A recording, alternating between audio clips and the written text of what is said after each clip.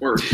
Yo, what's going on, guys? Welcome back to the Ticket Stubs Redux podcast. Every week, two best friends get together, talk about movies and TV and pop culture and everything. I am joined, as always, by my co-host, Zach. I am the other co-host, Jason. What is going on, guys? Welcome back to the Redux. Ooh. The Redux, the Remax, Reignition, Reignited. Yeah. All the Re's. Yeah. It's all coming back. It's all coming back. I'm back in my home. Yes. With hopefully better internet. Hopefully better internet. Better internet, but also messed up hair. So I figured I would also bring something new, and I found like a pseudo desk that I could put my laptop on, so I'm not like constantly jerking it back and forth. So hopefully nobody gets this now. It looks good, man. I think it looks good. Yeah. It's solid, stable. So we're gonna talk about movies, TV, and this episode might go long because we just had a Breaking Code Red trailer dropped. Breaking news, everybody! Breaking news. Exactly, and we'll get to I mentioned last week that I wanted to have Zach's top 5, but if you want to go into that now, we can. If you want to wait, it's up to you. How do you want to do it? We can wait because we got a lot of news that we got to get through, and maybe we can just push that back to next week. I mean, I have the list, so it's not like a rush or anything like that, but yeah, I think we can wait. We'll see how we get into the episode. Yeah, we'll see how we do because we still have Bill and Ted to talk about as well at the end of the episode. But I want to mention this before we go on that Zach and I have some big plans for the podcast this year. New year, new me. We're looking into getting some better cameras. Yes. We're looking into. I'm going to get the site back up again. Hopefully, get the podcast back on iTunes again, which isn't hard. Obviously, just takes some time, but. That's the plan. We're trying to make this podcast better than it has ever been before in the 4 years that it has existed in various incarnations. So, but we're going to go ahead and get into the meat of the show. Since we're skipping top 5 from last week that I do want to hear still. So for sure next week if we can. Yeah. Zach, what have you been watching, man? What you been checking out? So I've been watching a few things. The first thing that I watched is a movie that's near and dear to my heart. It didn't make my top 5, but it probably is in my top 10. Just because, I mean, I would talk about this more when I get further into my top 10. But like my top movies are all time. When I was thinking about it, it's movies that I go back to, every other year, something like that. And this is a movie that I've been watching pretty consistently every other year or so since my childhood. I watched The Mummy with Brendan Fraser. Yo, hold on. Hold on. Hold on. On my watch list, you probably can't see it. Number 2 is the Mummy, 1999.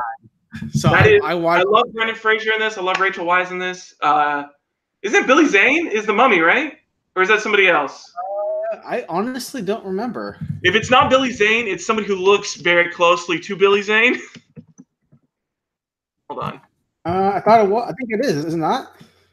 Hold on. Let me see. 1999? No, it's Arnold Vosloo. Okay, well, Arnold Vosloo, you look very close to Billy Zane. Yeah, Arnold Vosloo. Okay, I don't know who that is. But Billy Zane. Rachel Weisz. It was this movie, ever since I watched this movie when I was a kid, I love this movie so much. I watch it every other year or so, something like that. I always try to go back to it because it's just a great time. A lot of people, I think, when they considered it, it's like, especially the way that it was shot, they consider it like a lesser Indiana Jones. Because I mean, especially when you look at like Brendan Fraser's character, he's definitely like an indie type character where it's like globetrotting, archaeology. Except he's really not like a scientist. He's more of just like the adventurer part. Like if you took the smarts out of indie and just kept like the action stuff, that's basically what Brendan Fraser's character is. I mean, he's clever, like book smart. Like that's more like what. Well, he was a soldier. Yeah. Yeah, but yeah, I mean, I love this movie. I come back to it all the time, and yeah, I just. So funny because I watched it too this past week because Netflix had all 3. Yes, that's why I watched it. You know what, the third one? Yeah, third one sucks. I remember seeing it in theaters actually, but the first 2 are so good. First 2 are so good. Yeah, they're so good. And then because there was like 99 was the first one, 2001 was the second one. Oh yeah, it was pretty close. And then 2008 was like the next one. So it's like Yeah. almost a 10-year gap. So I know Yeah. whatever. But also, I think that like Brendan Fraser is one of those actors that I enjoy everything he's in for the most part. I mean, obviously there's things that are hidden, but like Yeah. I like a lot of his style of acting, and I feel like at some point, I think his wife like fucked him over or something, and like some alimony, and like he just couldn't get work or couldn't pay for whatever. But he's back to acting now, and he's like, Thank God. he was in that FX anthology crime show that was pretty good. Like he's Was pretty he? good. Yeah, it's called like Is it Trust the or something. Versace one? No, it's a one where it's about like oil people or business people. It's like FX is like it's like Trust or some shit. I think it's what it's called. I know. Yeah. I know there's a Doom Patrol coming out because he plays Robot Man, which is kind of cool. Right, exactly. So he's getting back in there, and I like the first Mummy so much because it's like you said, it's Indiana Jones. If it was just like if you separate Indy to two different characters, then you have O'Connor, and then you have Evelyn. Yeah, Evelyn, right? He just, I mean, it is Evelyn. They just call it Evie, but yeah, it's right? Evelyn. So like if you separate like Indiana Jones is both of them combined. If you separate them, that's like this movie. But I think the star of Indiana Jones, excuse me, the star of the Mummy is definitely Evelyn's brother. Yeah, it's so funny, because they're all good in it, but like he's like super funny. So yeah, that movie's awesome. Yeah, I love it so much. So yeah, I watched that out. The next thing that I watched, I've been watching. I told you previously in previous podcasts that I've been watching Red Letter Media a lot past year. So I was looking through Netflix and I saw that they had Star Trek: The Original Series. So I started watching. I'm about 3 episodes in. I really didn't care about the first episode that much. The pilot's kind of weird because it's not like Kirk or anybody. It's about Pike, and like I don't know. The concept was interesting, but I didn't care about any of the characters. But the second and third episode that I watched are really, really solid. The second one is the one with the alien that like eats salt, I guess, or whatever. So that was a really cool concept, and being able to like shapeshift and stuff like that. And then the third one is about I guess he's like a sidekick kid or something like that. He could like make people like disappear and like melt objects and shit. I don't know, but it was really interesting. I mean, I see why people like this a lot, like Shatner and Nimoy and I don't remember who plays Bones, but the three of them together like really make it really, really enjoyable. And I like the concepts that are in it a lot, so I'm excited to get through it. I mean, I'm not going to talk about it every week, but now that there's like an interesting episode, I might bring it up or something like that. Sure. But yeah, I'm digging into that right now, and I'm digging it a lot. I see why Mike likes it a lot. I'm not like huge like obsessed with it like any of those guys are, but I can definitely see why I'm enjoy it. I mean, it just took me a little bit longer to get into it, but I'm excited to watch the rest of it. I grew up with my dad telling me how good TOS is because he grew up watching TOS reruns or whatever. Right. And I remember when I was really young, when I was like 8 or 9, I would watch reruns of Next Generation. And I liked it, I guess, kind of. I didn't get it, but I liked it. But then I'm trying to rewatch like TNG now. I tried probably like 8 months ago because I was like getting really into like watching these people talk about like Star Trek continuity on YouTube. I don't know why. I just randomly thought about it. Maybe it was related media. I don't know what it was. But I was watching like, TNG's good here, but skip the first season. Okay, then watch Enterprise. And I am by no means, I don't know anything about Star Trek. Then I was like, you know what? I realized that Star Trek's just not for me because I like the Abrams reboot because that's Star Wars. That's what I like. I don't like it. I don't care about all the Discovery stuff, like not the show Discovery, but like the actual like new races. That stuff is cool, I guess. But to me, I want like maybe I'm a simpleton. I just want guns shooting and blazing and spaceship battles. I don't really care about the science and the drama and the relationship of like like politics and stuff. That's not really for me. Now, Grant, to be said, I've seen Wrath of Khan 4 or 5 times, and it's a fantastic movie. But I think that movie is one of those movies that doesn't matter if you like Star Trek or not. I think it's just like it's a good movie. It's a good movie, yeah. Star Trek the Motion Picture 1 is fucking boring. Yeah. My dad and I watched that. I was like on AMC or something a couple years back, and we were watching it, and I was talking about it. I was like, Dad, this movie sucks. And he's like, yeah, it's not that. It's a Star Trek fan movie. Right. Yeah. Oh, but yeah. Basically a long version of a Star Trek episode. Yeah. Yeah, it's super. From what I remember, it was like super slow, and maybe I don't know. It's just it wasn't for me. So, Yeah. but. I got you. And then the last thing that I was watching this week, my coworker really wanted to see this, and nothing else is really coming out this month because it's January. So we watched Vice. Okay. I have mixed feelings about this movie. I thought it was okay. Um, the acting definitely saved it for me. I mean, like Christian Bale was great in it. I loved Sam Rockwell in it. Steve Carell was better. I know a lot of people that I saw were like saying that Steve Carell was like basically playing himself as Donald Rumsfeld, and I was like, I'm fine with that though. I like Steve Carell playing Steve Carell. Right. I don't know how to broach this movie. It's weird. It's never a movie I would watch again. Like after I got out of the theater, I was like, that was enjoyable, but I'll never watch it again. Right. I don't. It was Adam McKay is weird for me. I haven't seen a lot of his stuff since I've seen like Anchorman and like Talladega Nights and Step Brothers and all that stuff, like his early stuff, but I never watched The Big Short, and from what I've heard, this is more in line with like The Big Short and that kind of thing, which right. I mean, it is because it's more of like based on true events type of thing with a comedy spin on it, but a lot of the jokes did not land for me in this movie. Sure. There was there's one point in the middle of the movie where it was like, and these guys that I listened to their movie podcast and they were talking about it, and they all like fucking love this joke, and I thought it was the stupidest thing ever. It felt like a Seth MacFarlane like Family Guy joke to me. So there's a point, if you haven't seen Vice, skip ahead like 3 minutes or some shit. But there's a point in the middle of the movie where they have like a gag where they basically make like a fake ending, and they talk about how like Dick Cheney like never got into politics again, and he like raised golden retrievers on his farm or some shit like that. And it's like him and his family like walking up to like their lakeside house, and like they have credits rolling, and then it like cuts to like him getting a call from Sam Rockwell. And I was like, the whole time that, and first of all, it's like way too fucking long. It's like a 3-minute long scene of like them doing this fake ass ending.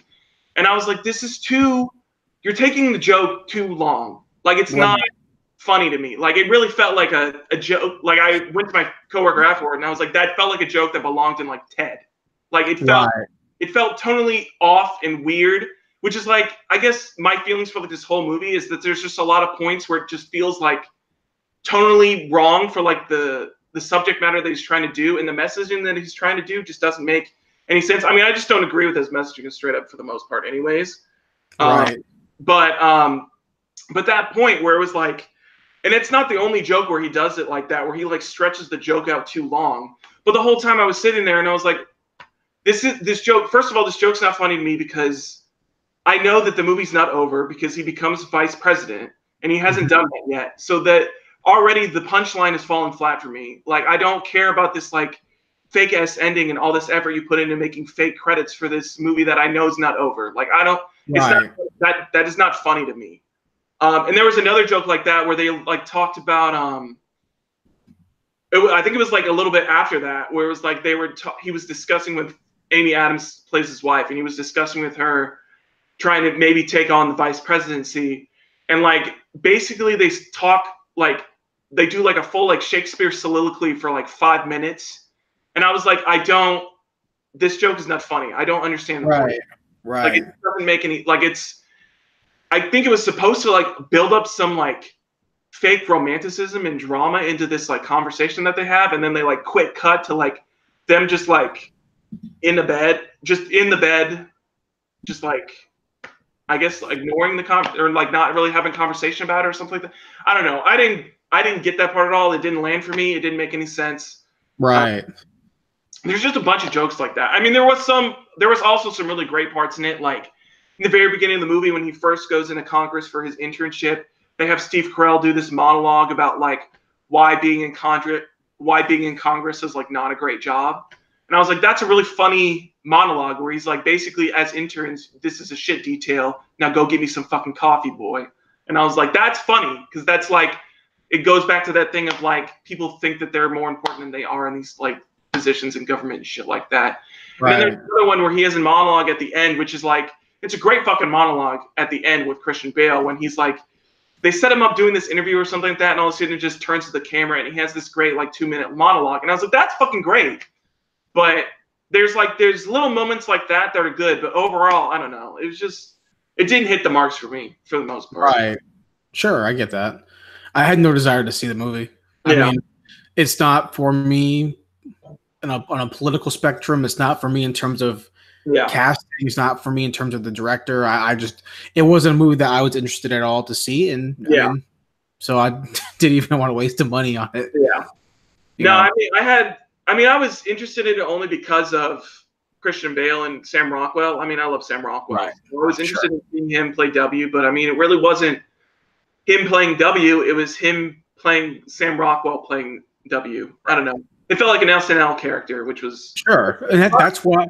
That's when I watched the trailer for it. That's how I felt. Was like, okay, it's Alec Baldwin playing Trump or whatever. Yeah, it may not even politically, not even like bringing in the politics into the trailer, but it's like watching the trailer. I just don't. It's really hard for me to see, and maybe this is my personal stuff. When I was alive for the events of this stuff to happen, I recall, it's hard for me to go, but I know Dick, like I've seen Dick Cheney, I've seen W, like it's weird, like obviously there's probably something that contradicts that statement, but like in terms of like this particular thing, I'm like, I don't need to see the movie, don't care, because I was alive for it. Yeah, it just doesn't to me. I don't need a dramatic or a comedic or whatever version of it. That's just me probably, but maybe it's also because maybe then tying in maybe on the political spectrum was just not for me. Maybe in terms of people who are on the other side of the aisle, it is way more like, man, this is fucking funny. Yeah, I think that's kind of what I was saying, and I was just, I don't know. The only thing that and it's weird tonally when you've got like Sam Rockwell and Steve Carell that are playing like basically SNL characters of their people. But then you have Christian Bale who's like flat out like being Dick Cheney. Like he looks like Dick Cheney, he's got all those mannerisms Dick Cheney, he talks like Dick Cheney. So you've got that, and then you've got Sam Rockwell doing like an SNL character of W, and it just, I don't know. Right. It doesn't work right. Like if you're gonna have Christian Bale do that, then you also need to have Sam Rockwell give like again, I don't know. For me not seeing the movie, but for me just seeing the trailer, I got really tired of this, especially in high school, but now I still get really tired of it. It's not even like it's the hacky. We're gonna do an impression of some white president. Yeah. And it just gets to me. It gets really hacky and overdone. Like I've seen so many W's. Yeah. And it's kind of like, okay, I don't care. Like I don't need to see the impression now. Grant, they're telling a story and everything, fine, but I don't care to see the impression. And because to me, generally, when they do impressions of W, it is just like make him look stupid, make him sound dumber than he actually is. And if you believe that or not, it doesn't matter. That's like the way. Like imagine if they did like an impression of like, I don't fucking like. Okay, one of the movies I want to see so much this coming year is Rocket Man. Right, I want to see Rocket Man so bad. Imagine if they just made Taron Egerton like just like super gay. Yeah. Just for no reason, like just took one aspect of a person and made him sound like yes, W has an accent from Texas, but he's not. They make him sound like he's not like a master's degree college graduate or whatever the fuck it is, whatever. Yeah. Growing up, seeing that our entire lives has been hacky George W. Bushes. Yeah, and it's just tiresome to me personally. Yeah, no, I agree. So I watched that. I don't know. Never watched it again. It was all right. I don't know. I think if it was maybe done like in Selma, right? Like I mentioned Selma before. Yeah. David, I'm pretty sure it's David Oyelowo who plays MLK. Oyelowo, something like that. Yeah. I'm pretty sure it's him. He doesn't do a good MLK impression. Yeah.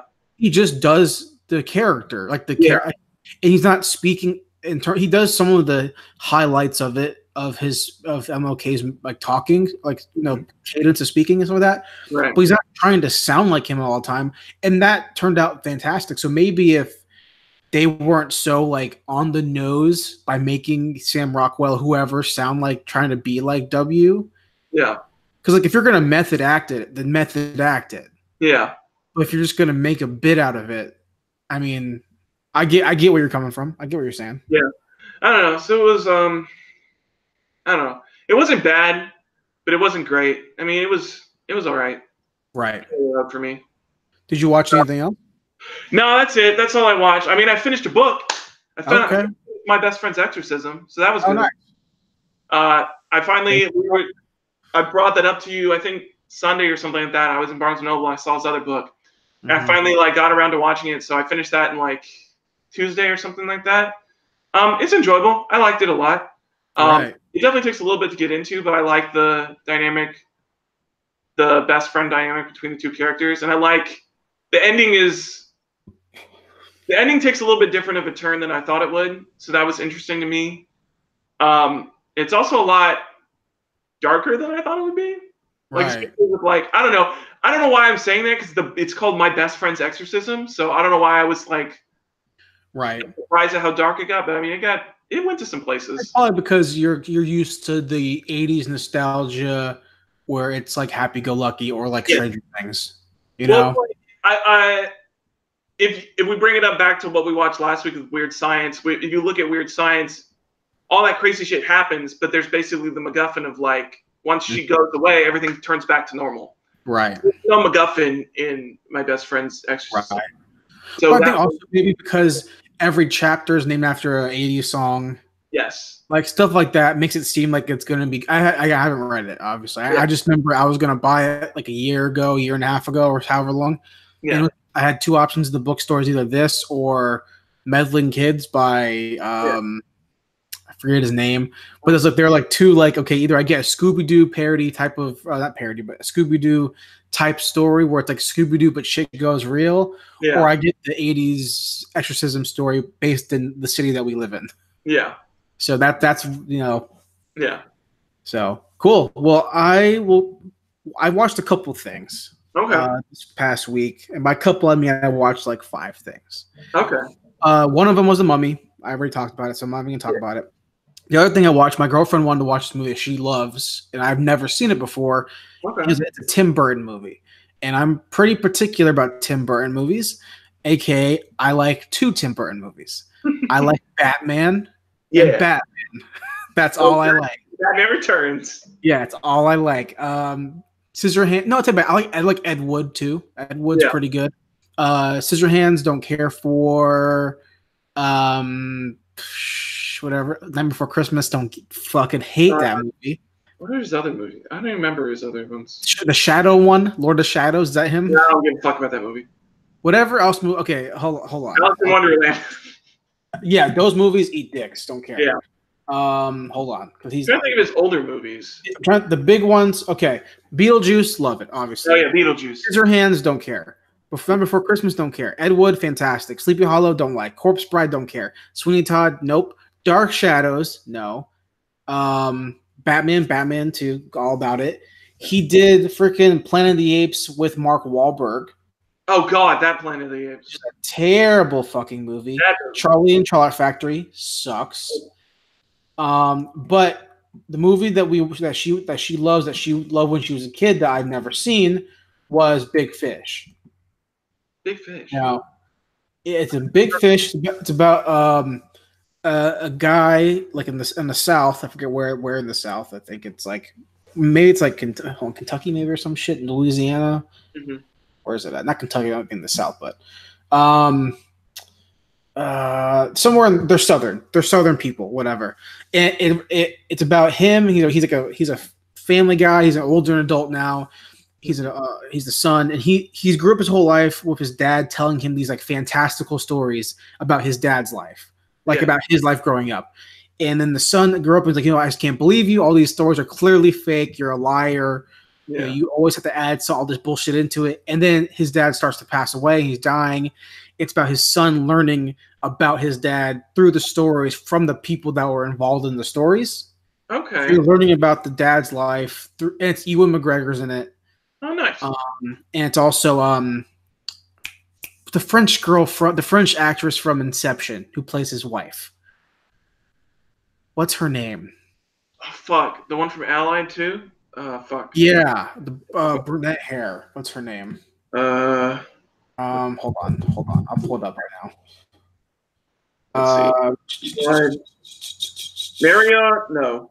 Cotillard, right? Cotillard? Right. Cotillard, right? Or Cotillard, whatever. So it's that, and the movie. I after watching it, because I enjoy the movie. It's a really good movie. I think it's probably of the Tim Burton movies I like. It's probably up there for sure. It's better than Batman's, but it's not better than Beetlejuice, and it's not better than Ed Wood. But it's a really good movie. It's super touching. Okay. And it's that thing where it's based on a novel, but it's one of those things where it reminds me of Forrest Gump. Okay. Where it's like Forrest Gump is telling his life story. It's his life story. And it's things that are so out of this world, like how it could never happen, right? And they don't touch on it after. Whereas in Big Fish, it's out of this world storytelling, and they explain kind of like more of the realistic stuff about it. And it's a good father-son story. I really enjoyed it. It came out in 2003, and Ewan McGregor is so good in it. He's awesome. So watch Big Fish. I've never seen before. Next thing I watched was a movie from Bo Burnham, his first movie. Oh ho, 8th grade. 8th grade. I like this movie a lot, man. I have not seen this movie. So you like it? It's on Amazon Prime. It is really, really good. I think it's one of those things where it's obviously super high reviewed. It's like a 98% on Rotten Tomatoes or whatever. So everyone was really receptive to the movie. And I understand why, because I think a lot of times, speaking of like Stranger Things or 80s nostalgia movies or 90s, it's not like the mid 90s movie from Jonah Hill. Yeah, I didn't watch mid 90s, but I think a lot of people really, filmmakers, and it's the rose-colored glasses of the era that they grew up in. Right. Like people like Stranger Things and these movies and all the boys I loved before. All these movies are kind of pulling from 80s John Hughes stuff or 80s whatever or 90s stuff. Mm-hmm. They take all this in it, like I mentioned last week. It can seem kind of what's the word, like fake / we have a style of our own. Like the 80s is a style, it's a genre. The 90s is a style, it's a genre. And people like it for that. Once you add in like Blade Runner, this is going to be kind of a weird. I'm trying to explain this the best way possible. Like, Blade Runner, right? Right. Movies like Blade Runner. Once you add in cyberpunk atmosphere with like slow-mo techno music / retro wave music, right? The movie Mute with what's his name on Netflix, like stuff like that. That's a whole thing that people will be automatically interested automatically because of those features, right? So, okay, mid 90s comes out. I never saw mid 90s, but people say it's really good. It's a movie about kids. They skateboard. There's hip hop music in it. Okay, cool. Dope comes out. It's 3 black kids hanging out, and they like 90s music, and it's a thing, and it's cool. And maybe people like it just because that has a hip thing that is retro. Okay. 8th grade is the first one I've seen where it's about 8th grade, and there's no time period based around except for it's modern day. Right. But the writing hits legitimate like 8th grade shit. Okay. Like Stranger Things and those things that are Super 9 or whatever. Right. Super 8, excuse me. Super 8. They like pull these like things that kids go through and go, oh, it's coming of age, whatever. But like 8th grade really hits coming of age on like it's so realistic in what's happening that my girlfriend and I, we were watching it. We had to pause 4 or 5 times because of how fucking cringy. That's what I heard, is that it was super real and super cringy because of how real it was. Yeah, and it's like that's what I was trying to say with the other kids-based movies where it's like it's cool, it's hip, it's fun, it's like we skateboard and all this shit. But the 8th grade is like, yo, this is legitimately 8th grade. This is like so fucking awkward and so cringy in a good way. Not like it's a bad movie. It's cringy how well the actress who plays the lead character is fucking because she must be 15, 16 or however. So it's like fresh in her mind how fucking awkward she probably was. But like it was giving me flashbacks to me. Huh. You know, it was giving me flashbacks to you. You know, like I'm not gonna say anything, but you know, we've been friends since high school, since 8th grade, whatever. I've known you since you were in 7th grade, but it's a good movie. I know that my rambling didn't make probably much sense in terms of what I was trying to say, but here's what I was trying to say. It's real. It's legitimate in terms of like the writing. It's so good. Bo Burnham directed the fuck out of this movie. Yeah. In such a good way that I can see only a comedian being able to do it. Right. I don't know. He touches on some really real shit, and it's really great. Okay. I'll leave it. That review made no fucking sense, but it's okay. Next thing I watched was the first 2 episodes of True Detective season 3.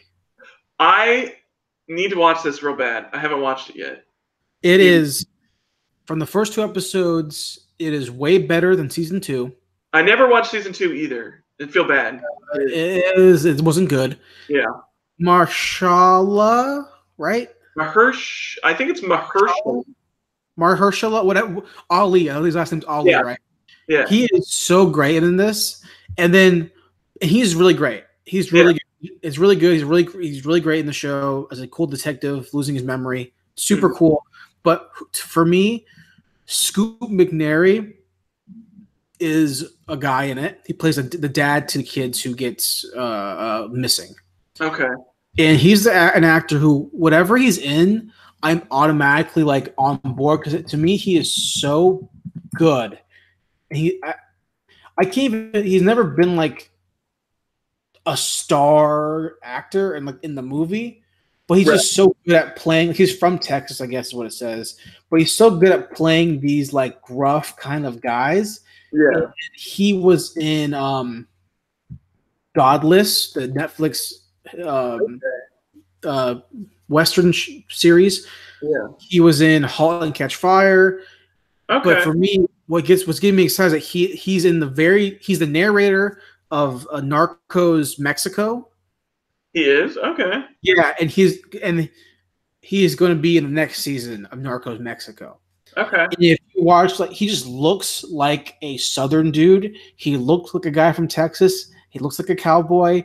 He has the voice, and he plays such a great character in this so far. Where he's like this beat up dad who's just like, you know, life's just hitting him hard, and it's like super good. And he's to me he's a standout in the show, even though Marshala Ali, or I think that's his last name. I always forget, but got the guy from fucking Moonlight, right? Yeah. Him. Hold on.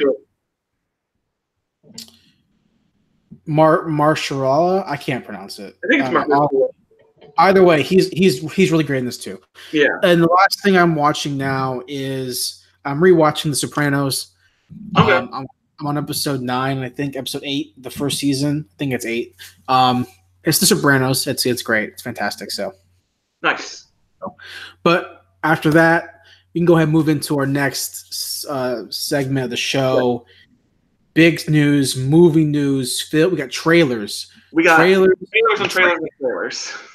Zach, which one do you want to talk about first, man? We get the breaking news, man. We gotta hit the breaking news. Okay, all right. Breaking stuff, man. John Wick 3 trailer dropped today, guys.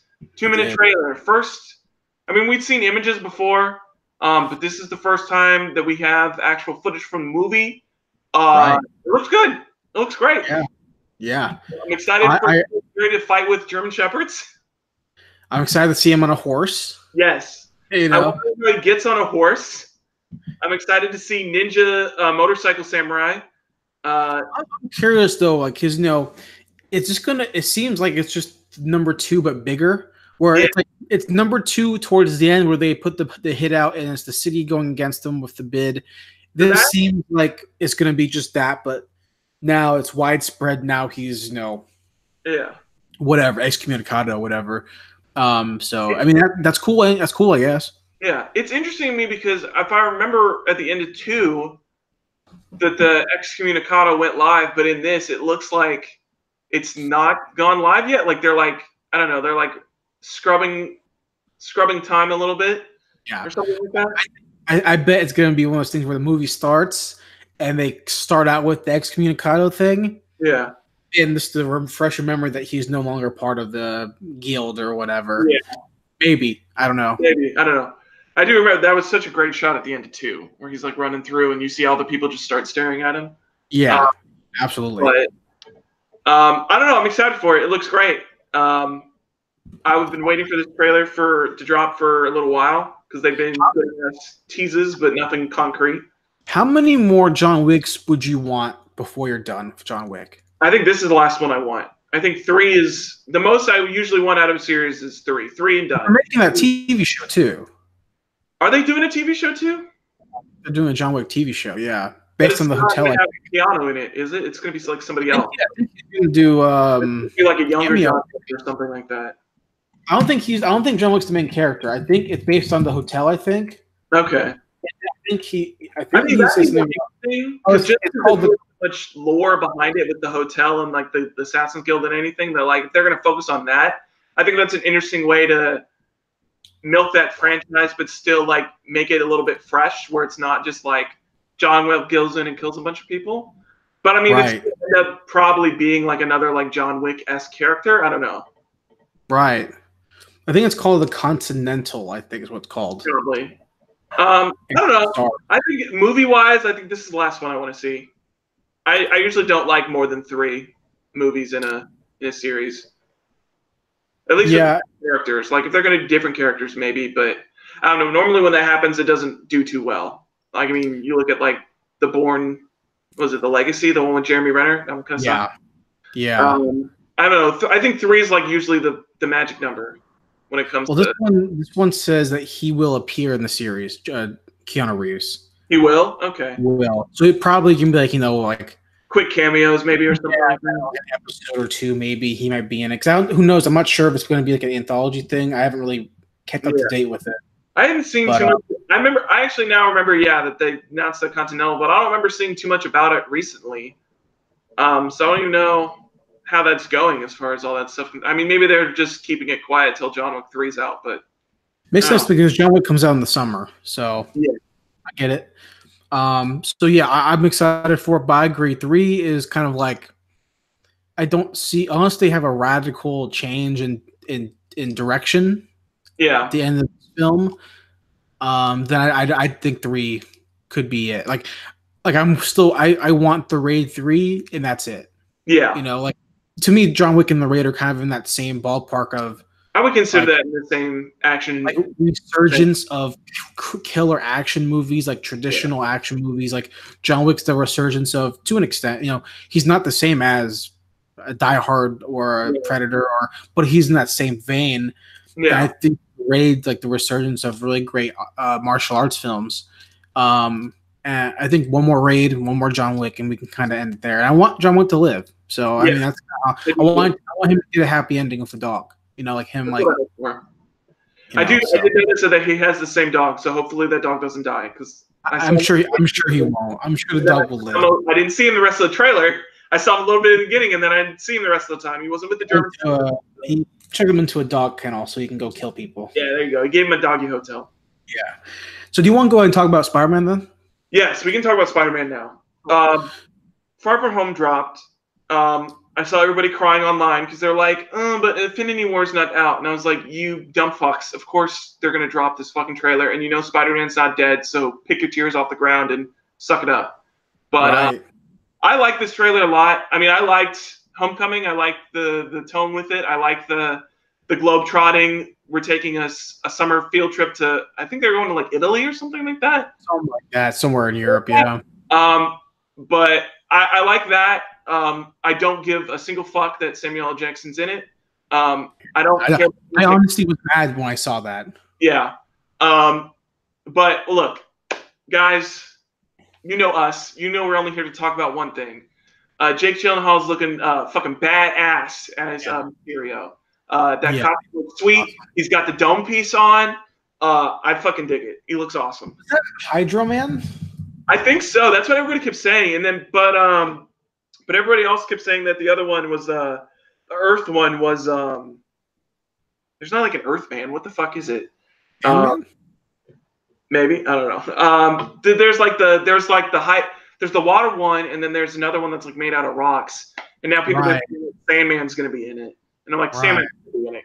It's like Mysterio. Why would they bring so many in? Well, a lot of people are thinking, and I think it's a good thing, where it's they're just illusions that Mysterio creates. But I can see that.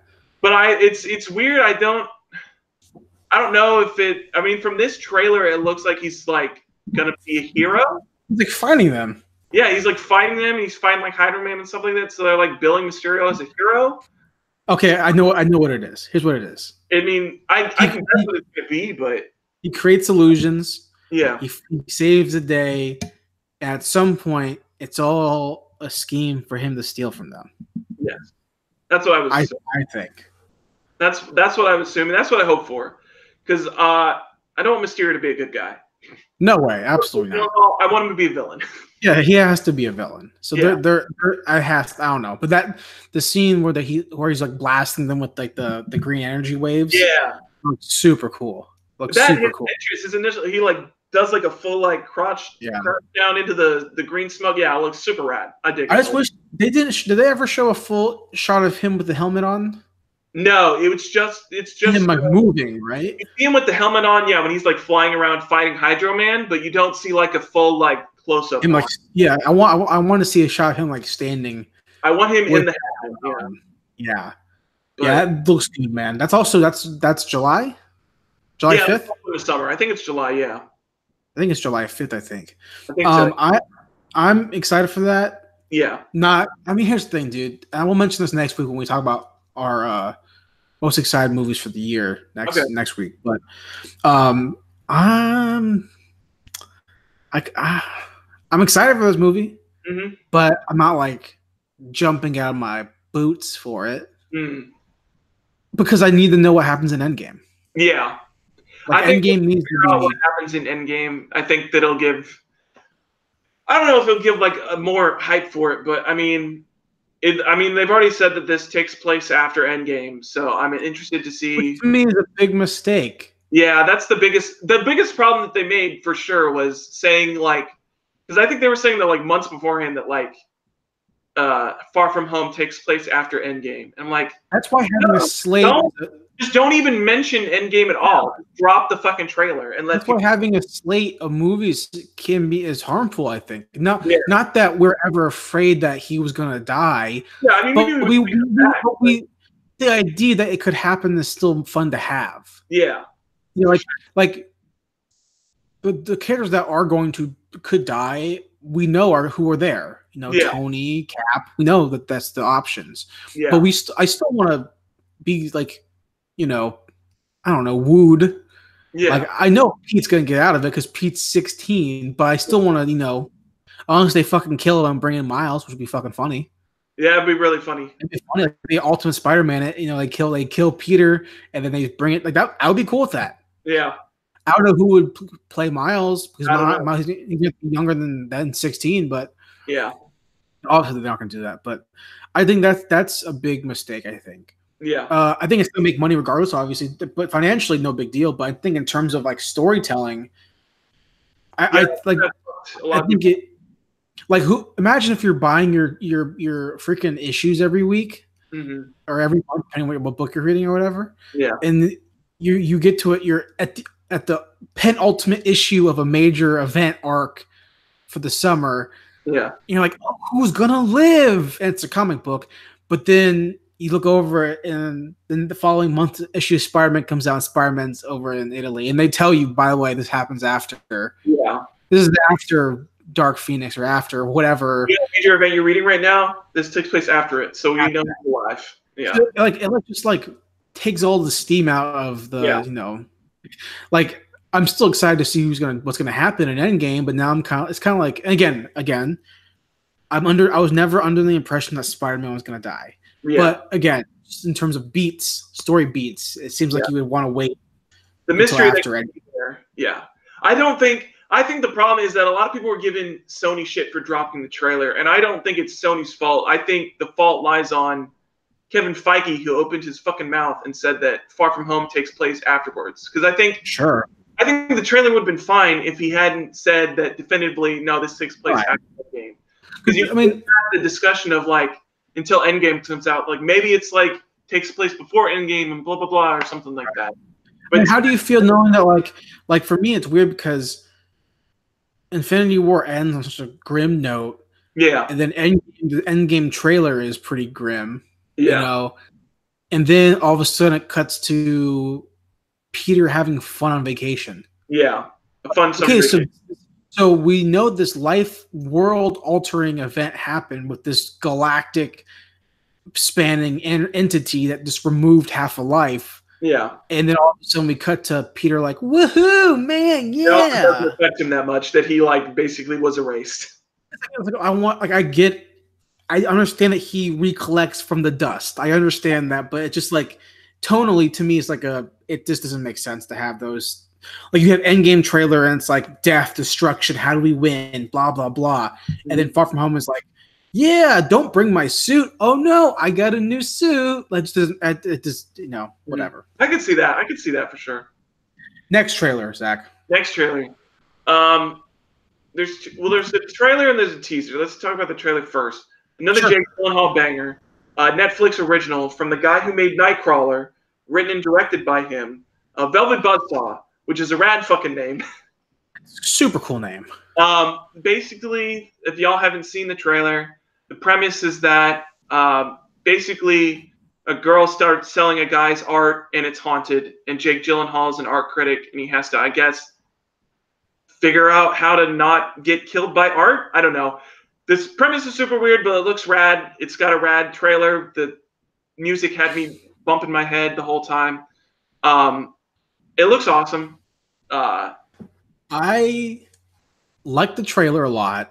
Yeah. I wasn't expecting this to be the movie. Yeah. I was expecting like from the name alone. So I haven't heard anything about this movie until I saw the trailer. I hadn't heard a single thing about this movie until the trailer. And I loved Nightcrawler. Yeah.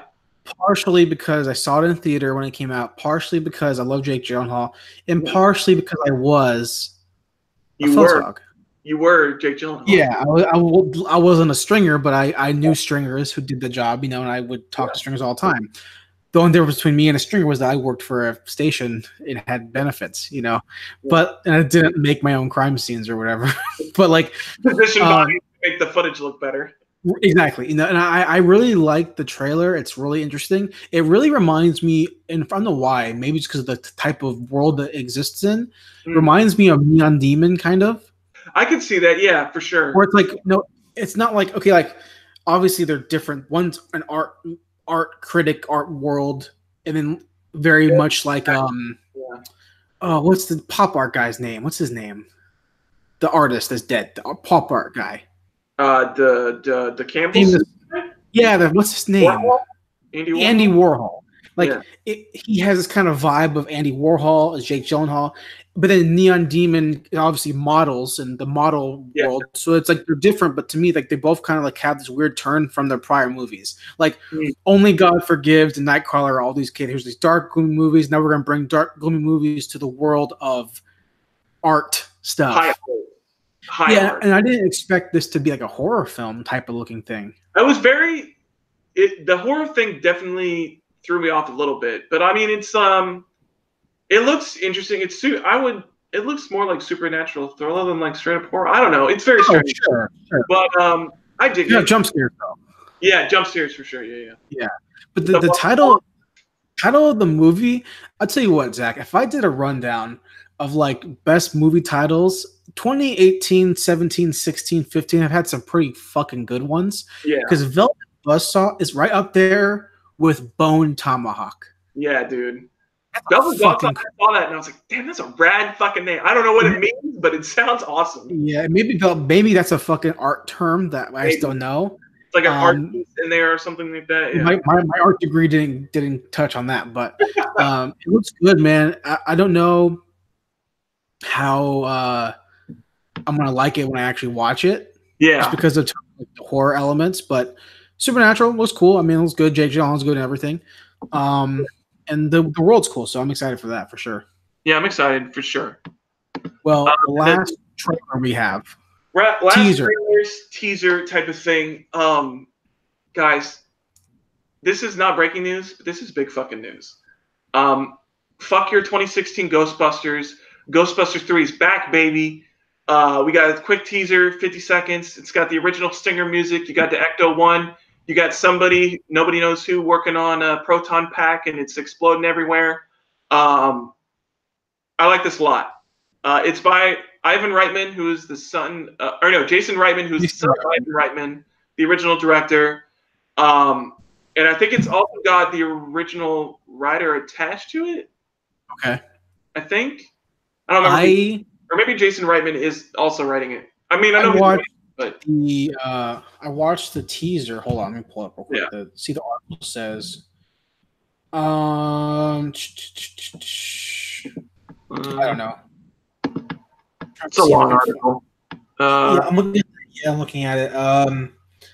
He'll co-write it, is what. Yeah. So either way, I'm gonna tell you this, dude. How do you feel about this, man? I like it because I have not watched 2016 Ghostbusters, and I'm not going to watch 2016 Ghostbusters. And I'm interested to see that from what I saw, they're going off the thing of this being a new team of younger Ghostbusters, and it takes place in the same time as an 80s, but it takes place in modern day. So it's like it takes place in that same world, which is a world that I like. It's not getting rid of anything. It's just continuing along in that same universe. I wouldn't even call it like a straight up sequel. I don't know, unless they eventually say that like Dan Aykroyd and something's going to be in it. I mean, Dan Aykroyd's going to be in it because he fucking loves Ghostbusters. I mean, I don't think Bill Murray's going to be in it, but maybe they'll have Ernie Hudson in it too. No Harold Ramis though, rest in peace. I don't know. I'm excited for it. I saw this and I jumped in my seat a little bit when I saw it. When I was able to watch the teaser and I heard that original music, and I was like, yeah, not making the same fucking mistakes. I had the opposite effect. Okay. Not that I'm not willing to watch it. It's just that when I saw it, the title, like the link on somewhere, I forget where I saw it at. Yeah. And then I watched the teaser, and I was like, okay, yeah, I mean, it's a teaser. Okay, cool. Yeah. I've seen my Instagram was fucking blowing up for people being like, I got goosebumps, Ecto 1. I just don't. I never liked Ghostbusters like that enough to like, blow my load over fucking. I like the second one more than the first one, not because the first one. I just watched the second one more than I saw when I was a kid. Vigo was funny, and the first one was scarier, like flat out. Those dogs are scary, dude. Yeah. But it's a movie that I'm excited to see when that trailer comes out, because that's going to really. And I don't think there'll be a backlash because of who's attached to it. Yeah, I think that Jason Reitman, being the son of Ivan Reitman and being however old, growing up, understanding that this is a thing. Yeah.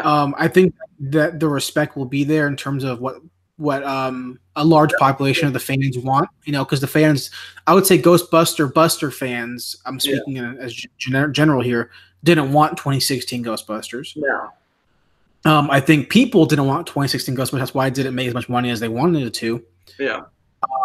I think that this 2020 version will be infinitely better. Yes. Probably. I don't think how it can be worse. I don't think it can get much worse. And before, again, I always preface this when we talk about stuff like this. Put in a black gay dinosaur character. I don't care. Yeah. Put them in the team. I don't care. Good. I don't care. Make the movie good. Yeah. Don't have this massive agenda. The trailer for Ghostbusters was not fucking good. It wasn't. No, it wasn't. As soon as I saw that, it instantly turned me off to watching the fucking movie. I will say one good thing about Ghostbusters 2016 is that. Well, I'll take it back. Never mind. That's it. The visuals looked like really crappy video game visuals. Yeah, that's a good thing, right? I guess not really. Well, it was that, and then they did like some weird ass fucking Matrix shit. If I remember from watching one of the trailers, where it was like one of them did like some weird like sideways shit where they like did it, and I was like, what the fuck is this fucking bullshit? Yeah, and they bring in. So there'd be four Ghostbusters, right? I'm assuming. From what I saw, it's gonna be a team of 4 of 2 guys and 2 girls. Okay, that's perfectly fine. That's rad. Yeah. Here, that's cool. And right? then, going back to what you were talking about earlier with the fans, I think a lot of people, especially from that teaser, I think a lot of fans are more excited because, especially Ghostbuster fans, because you see that care and the respect for like the old stuff. Like when you have that classic Stinger music from them in the library, and you see like the original Ecto One and stuff like that, but it's like aged and stuff like that. I mean that the Ecto One, the music got me more than the Ecto One or anything like, because you can slap an Ecto One anywhere. But the fact that you're like going to bring in the original music and like have that like slow build up type of thing, it shows like, I don't know, it got me more excited for it. And then reading the article of like, I mean, Jason's been there like since the beginning. I mean, he was like a kid when his dad was like working at Ghostbusters, and like he was in the movie. Like he's been there since the beginning. So like he knows what the movie's about. He knows what the fans want to see. So I mean, that gets me a little bit. That piques my interest more than like Paul Feig coming in and saying that all females and that's why I should care about it. No, absolutely. I get what you're saying. How I think this brings up a big topic too, where it's kind of like we've talked before in person off the show and this in general that reboots, sequels, all that stuff, they're good and bad. They're good and bad versions of them. But and like I was just talking about with John Wick and with the Raid, I don't know. I've never asked for a third Ghostbusters. I've never asked for a fourth Ghostbusters. I've never asked for a new reboot of Ghostbusters. Right. Not that people don't. It's clearly a beloved, one of the biggest franchises in the history of movies, probably. Yeah. I think that it's something that can be is that fine line, just like with Star Wars, is that fine line between being too fan servicey, making sure you can still make something that's new, and not contrived and boring and played out, and like, like if we watched Solo and you saw like all this bullshit from like if they mentioned like everything, like if they were like, hey Han, quick of the draw, huh? You always shoot first. Like they didn't do that.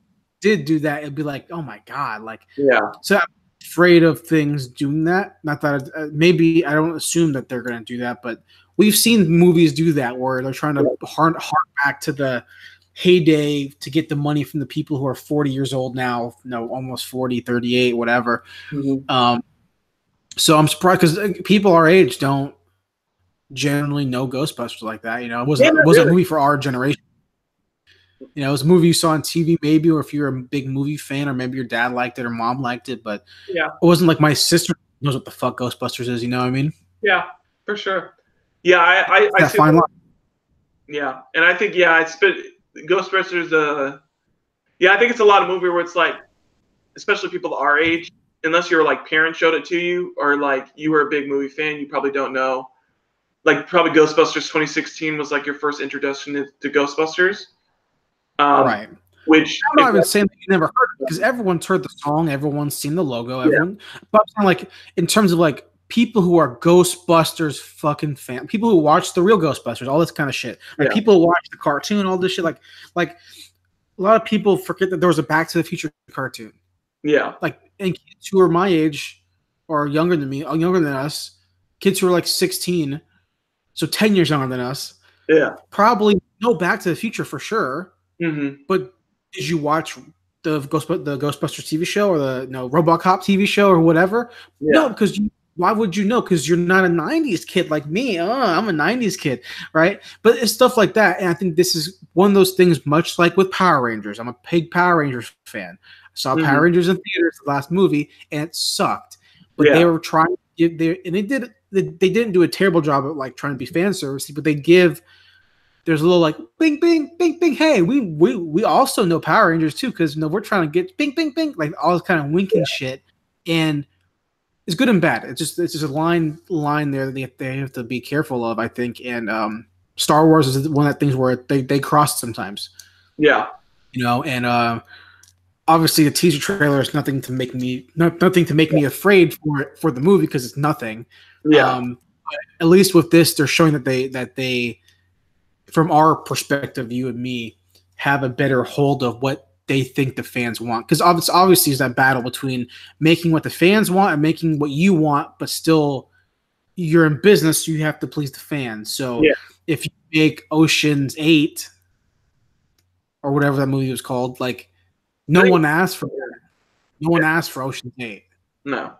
If anyone was asking for anything, it was more Ocean's 11. Yeah.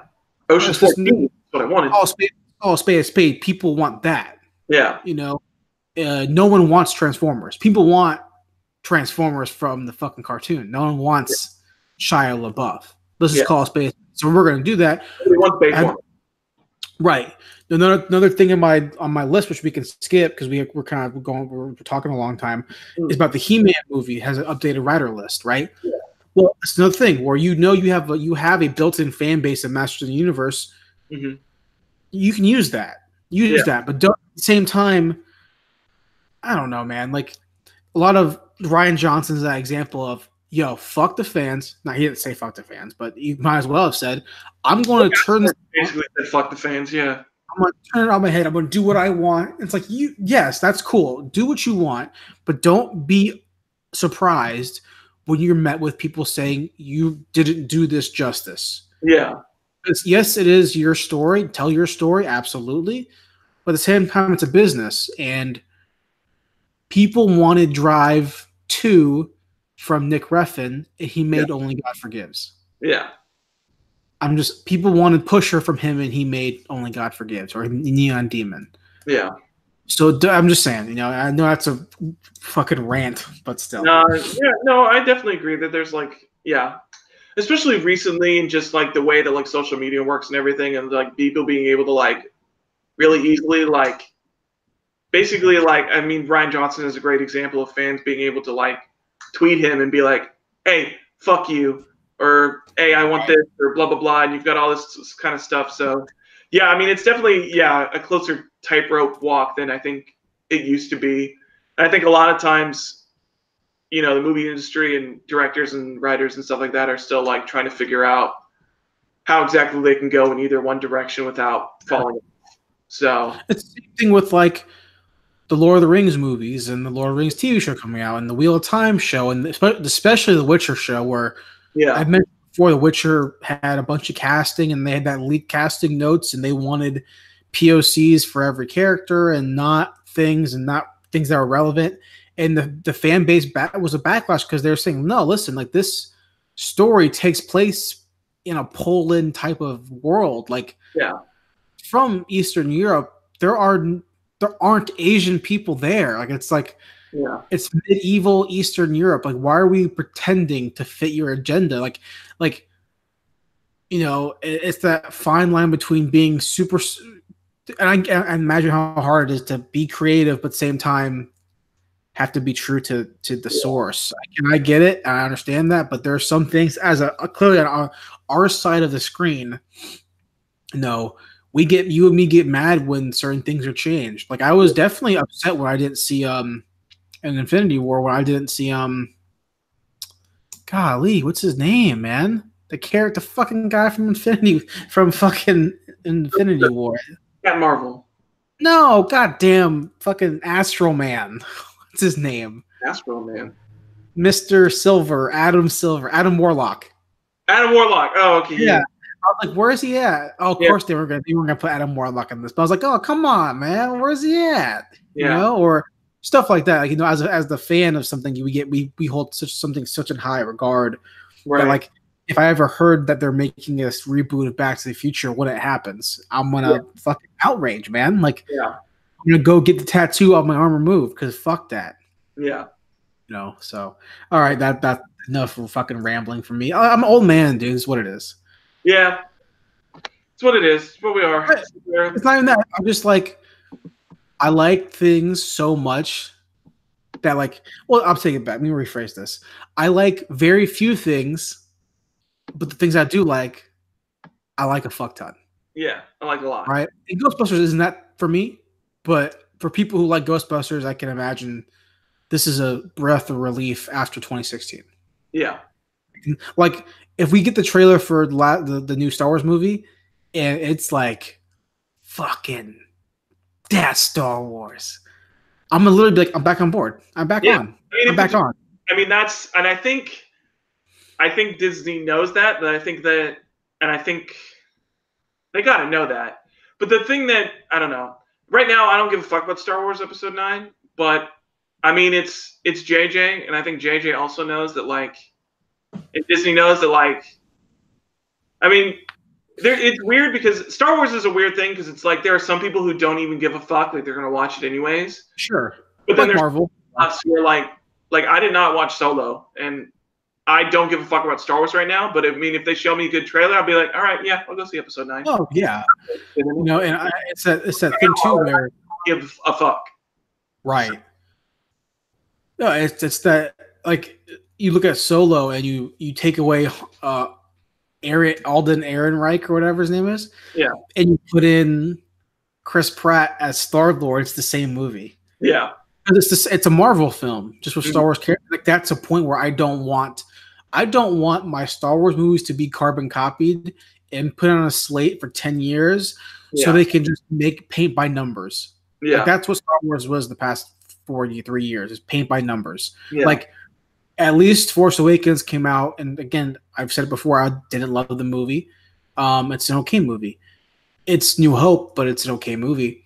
Yeah. But and when I talk to people and they give me so much shit, because I enjoy the prequels for what they are. I don't think they're better than the original trilogy. Yeah. That's a fact.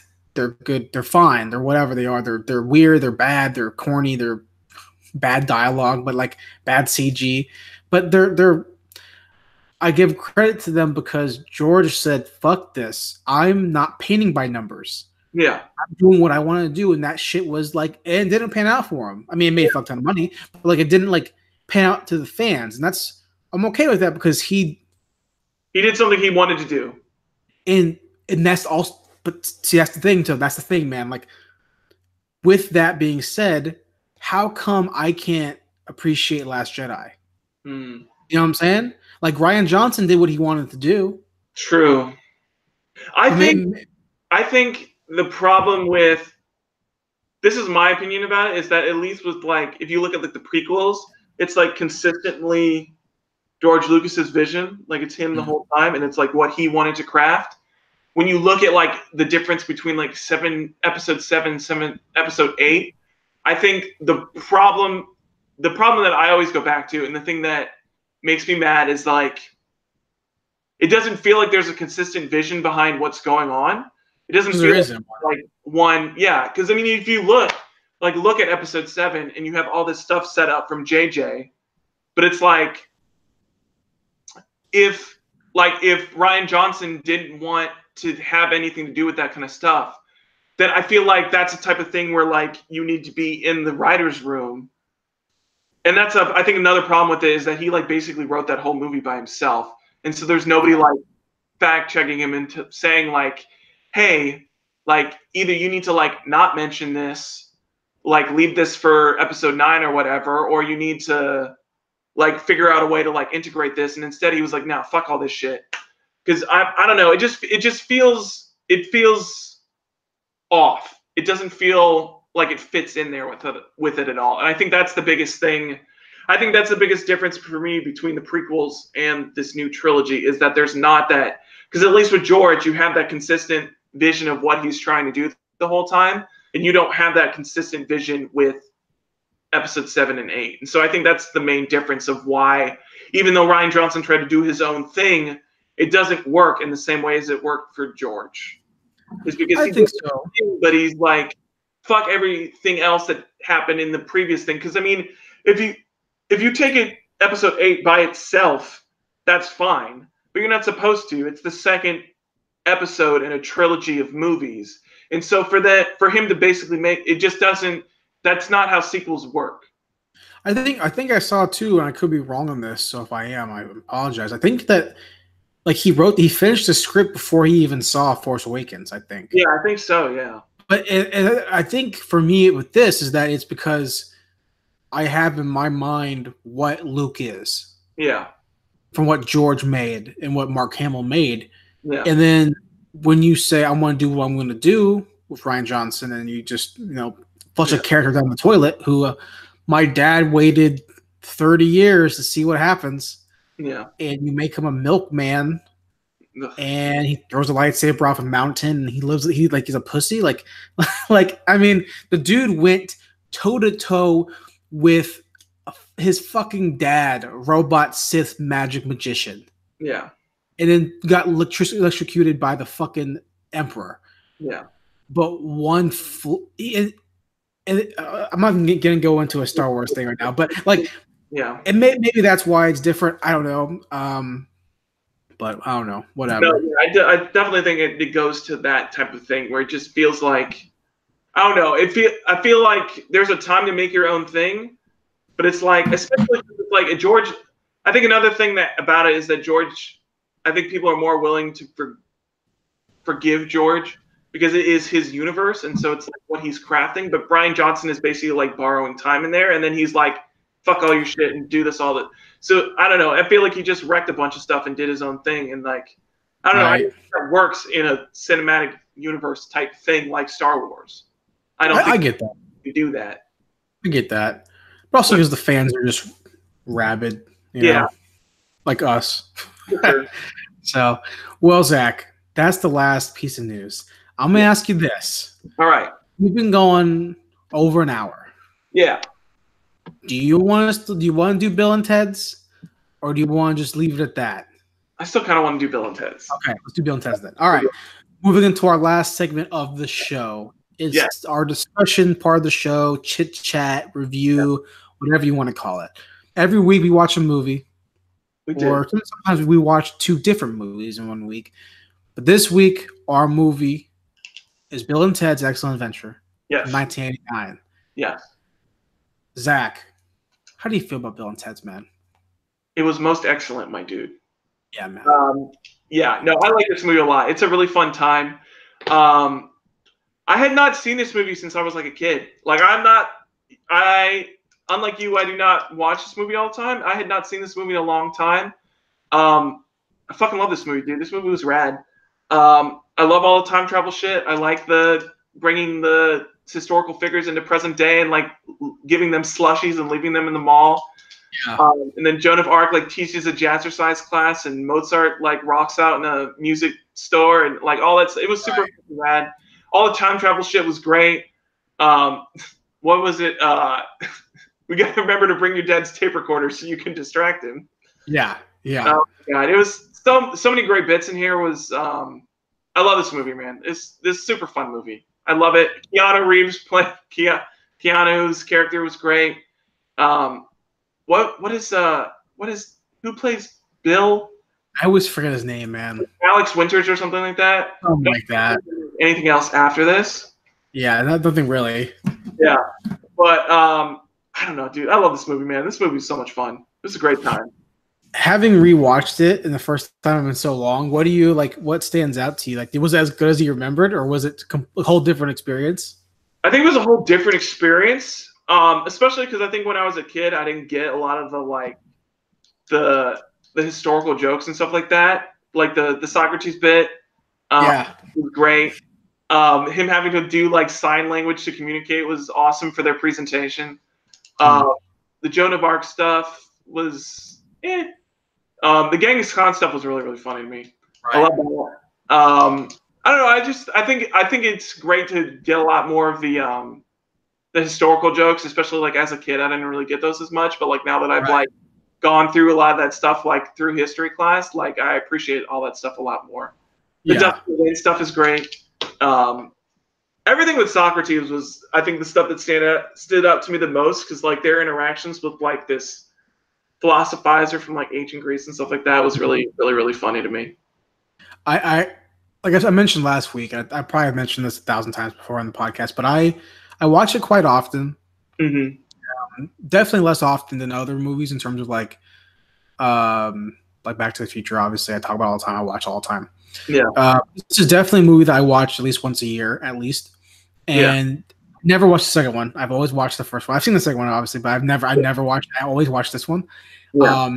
Just that much better. But every time I watch it, I find a new like enjoyment out of it, because it's shot like cinematography wise, not that special. Like it's fine. Yeah. Like None of the angles are super fantastic. None of the there's like no like crazy ass Dutch angle or no lopsided shot. It's a regular shot movie. Frame shot most of the time, yeah. Right. But what gets you is just the interactions between Bill and Ted, Bill and Ted and Rufus, Bill and Ted and Joan and Billy, all these guys, and the special effects are fine. And like I remember I finished half of it last night because I watched the first half a couple days ago. But it's such a dang ass goofy movie. Yeah. It's so goofy and so 90s, even though it came out in 89, but whatever. It's so like that. Like it's literally something you would expect to turn on PBS or something and see like, hey, at 4:00 it's Zaboomafoo. And then after that, it's Bill and Ted's Excellent Adventure. That's what it seems like, legitimately. Zaboomafoo, yeah, man. Bringing back the good shit. Shouts out to Zaboomafoo. That's what it's called, right? Yeah, that's what it's called. That fucking monkey. That's the lemur show, right? Yeah, and that was fucking like two dudes in the fucking short ass cargo shorts. Hell yeah. That's good. Zabooma. There it is. Hold on.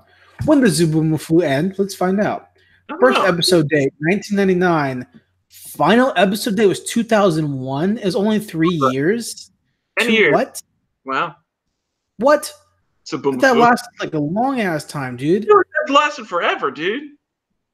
Oh, Wild Kratts. Oh, okay. So whatever. Oh, because they did Zaboomafoo, then they made a different show called Krat, whatever. Okay, I got you. Kratts creatures, whatever. But so yeah, this movie is so stupid. It's stupid. It's a dumb movie. It's a really dumb movie. Not in the best way possible. It is so stupid and so dumb and goofy and over the top. And Bill and Ted are so dumb and they're such burnout characters, even though they're not burnouts. They don't show them getting high or anything, but you can tell there's probably a lot of that going on. Yeah. They're just like really dumb, good. Like they're dumb, but they mean well. Yeah. Like the scene where the first time you see oh God, fucking Ted's dad. Oh my God. Like he went to the military academy. And he's like, oh man, I'm gonna be going to the military academy. It's like, dude, this is the end of the world. Your school. Where at? Alaska. It's like the whole the end of the world for them because he's gonna go. We'll never have the band, and and the beginning of the movie where they're arguing over like what they need to get first between like. Oh yeah, that was good. Between like a music video or like triumphant music video. We need better instruments. We need to know how to play first. I mean, but we need to get this. It's like the chemistry is so good, and I'm curious for the third one whenever it comes out because they're 50 something. Yeah, they're both like super fucking old. Yeah, like Keanu is like what 52, 53, so something like that. Yeah, like they're not the youngest of dudes. Also, the first time you see Bill's dad, what a fucking piece of shit. You think so? He bangs his stepmom in his room. He's like, hey, I know this is your room. Get the fuck out of here. Because I'm about to bang. That senior who's only like a couple years older than you? She's my wife now, and also I'm going to bang her in your room. Bye. I like Ted was like, oh, your mom was cute the whole time. In your room? Oh, yeah, your mom was cute.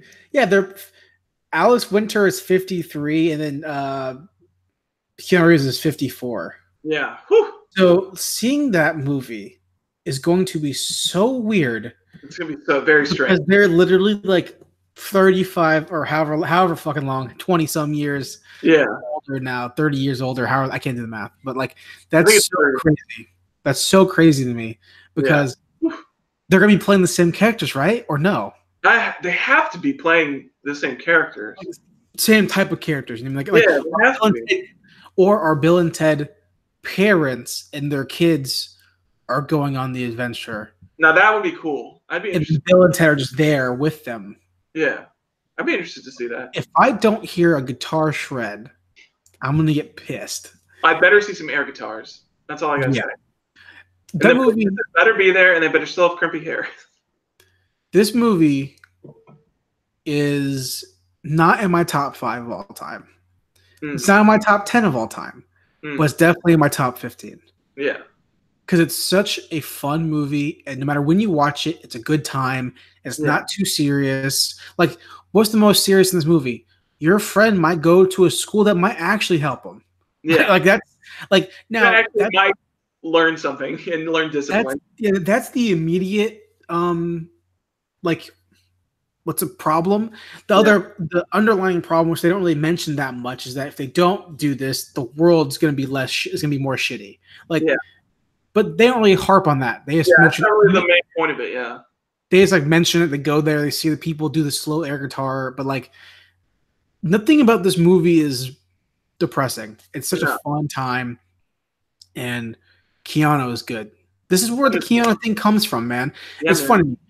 Go watch this movie, like what you watched it last night. Yeah. Tonight, watch fucking like Speed or something. Yeah. You know, it's like, dude, you're fucking Ted, dude. But it's like you like watch this and then you watch like The Matrix. Oh, it's exactly. It's that Chris D'Elia bit. Yeah. What stands out to you from this movie though? I mean, when you watch it, does anything stand out to you in terms of shots, scenes, or anything like that? I love the way that they deal with time travel, where it's almost like a roller coaster almost. Right. Very like 90s way to deal with it, especially when they've like it goes back to that they love water slides. I love how everything's like kind of set up a little bit, where you've got because in the very beginning, when they have George Carlin doing the narrating, he talks about the future and how everything's like super rad and all this stuff. And then he has like the one line about how like the Earth has more water slides than any other planet. And I was like, did he bring up water slides? And then at the end, you have that bit where they have to go to like Waterloo because Napoleon's there to do the water slide.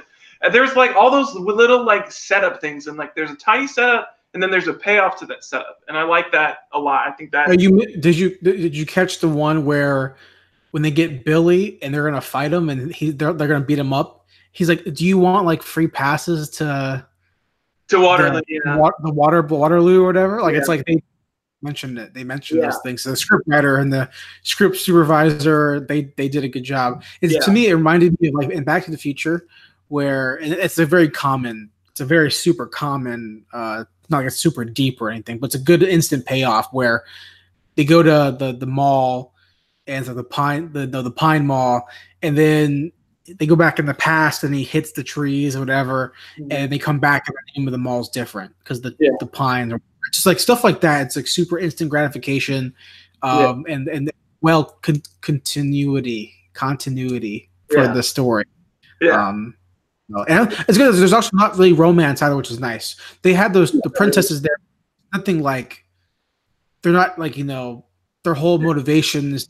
It's really like a side. It's really like a side quest type of thing, and it's weird because when you think of all the places that they visit, I think that's the place where they spend the most time is the medieval. It's like between that and like the Wild West. Or like the two places where they spend like the most time, like in the past, kind of. I guess maybe it's probably like 3-4 times too, because they're like stuck there. But you don't really it's the medieval time. Yeah.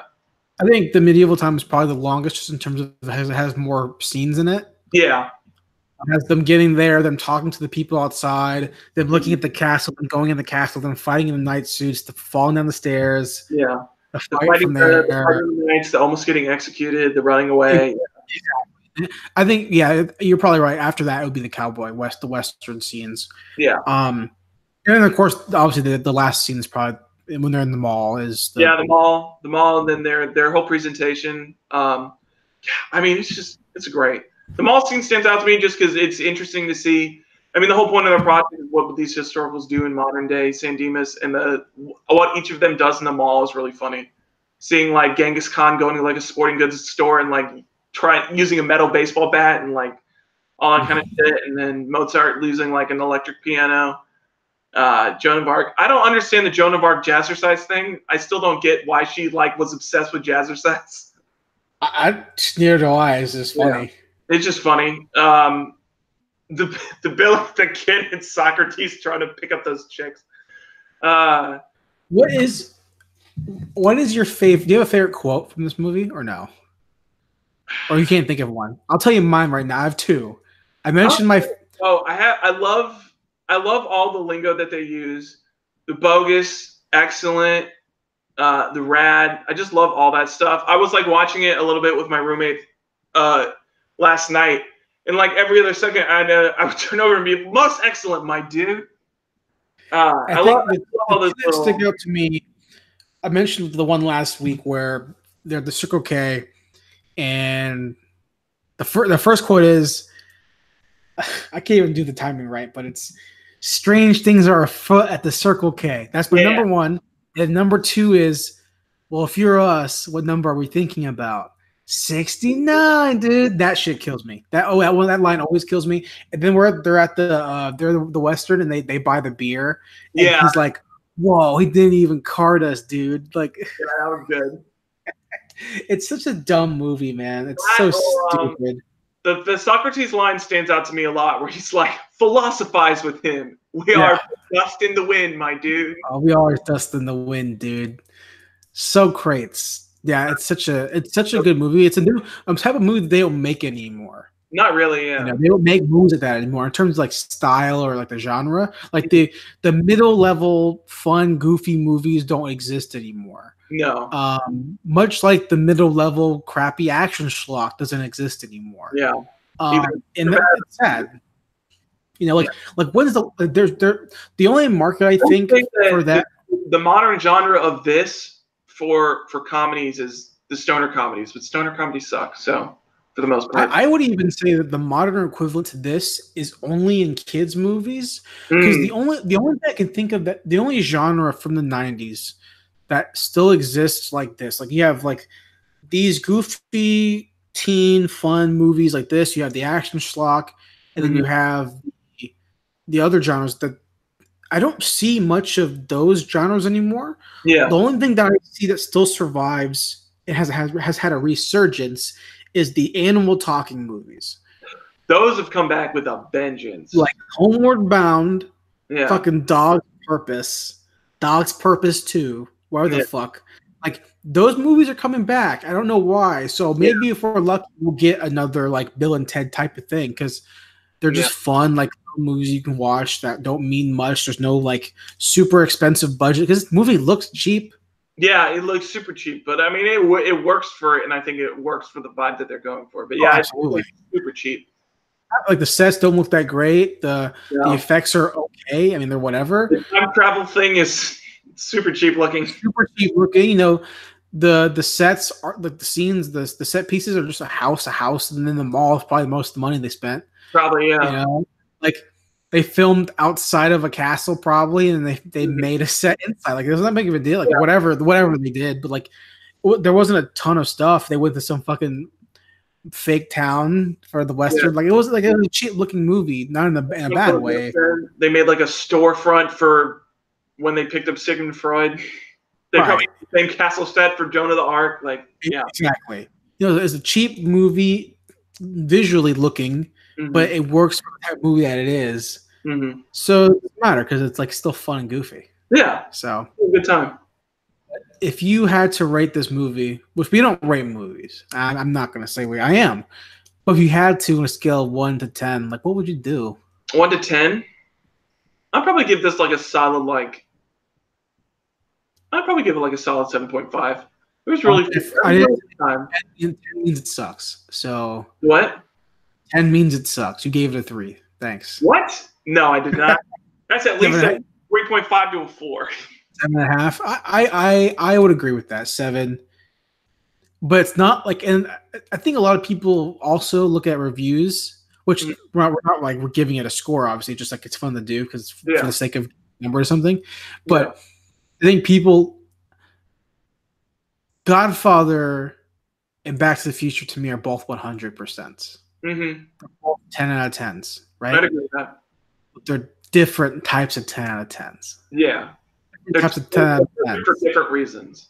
Exactly. Yeah. Bill and Ted's definitely an 85% movie.